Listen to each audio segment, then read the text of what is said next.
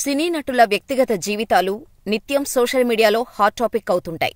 మరీ ముఖ్యంగా సినీ నటుల ప్రేమ, పెళ్లి సంగతులపై నెట్టింట జరిగే చర్చలు అన్నీ ఇన్నీ అని చెప్పలేం. పెళ్లి విషయంలో హాట్ టాపిక్ అవుతున్న టాలీవుడ్ హీరోల్లో ప్రభాస్దే మొదటి స్థానం అని చెప్పటంలో ఏమాత్రం అతిశయోక్తి లేదు.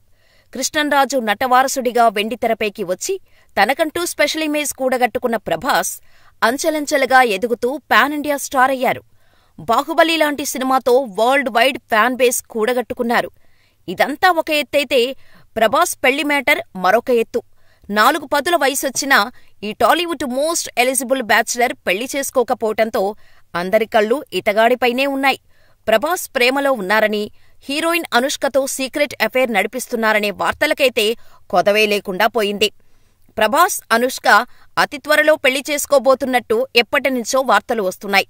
అలాంటిదేం లేదని దీనిపై అనుష్క, ప్రభాస్ రియాక్ట్ అయినప్పటికీ ఈ వార్తల్లో ప్రవాహం ఆగటం లేదు. ఇంతలో తాజాగా రెబల్ స్టార్ ఫ్యామిలీ నుంచి మరో బిగ్ సీక్రెట్ బయటకొచ్చింది.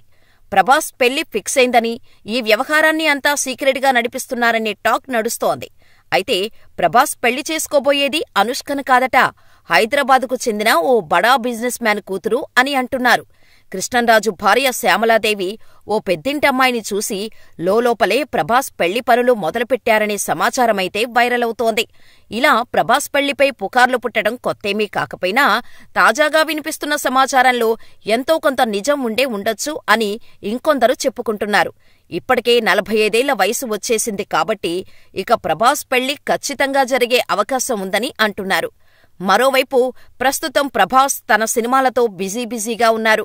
రీసెంట్గానే కల్కి సినిమా చేసిన ఆయన ప్రస్తుతం ది రాజాసాబ్, ఫౌజీ సినిమాల్లో నటిస్తున్నారు. బ్యాక్ టు బ్యాక్ షూటింగ్స్తో బిజీగా ఉన్న ప్రభాస్ త్వరలోనే మరో భారీ సినిమా స్పిరిట్ సెట్లోకి కూడా అడుగు పెడతారని తెలుస్తోంది. ఉగాది కానుకగా ఈ ప్రాజెక్టును లాంచ్ చేయాలని సందీప్ రెడ్డి ఫిక్స్ చేసినట్టు సమాచారం. స్క్రిప్టుతో పాటు మ్యూజిక్ వర్క్ కూడా దాదాపు పూర్తి కావటంతో ఆలస్యం చేయకుండా సినిమాను ప్రారంభించాలని సందీప్ రెడ్డి నిర్ణయించుకున్నాడట.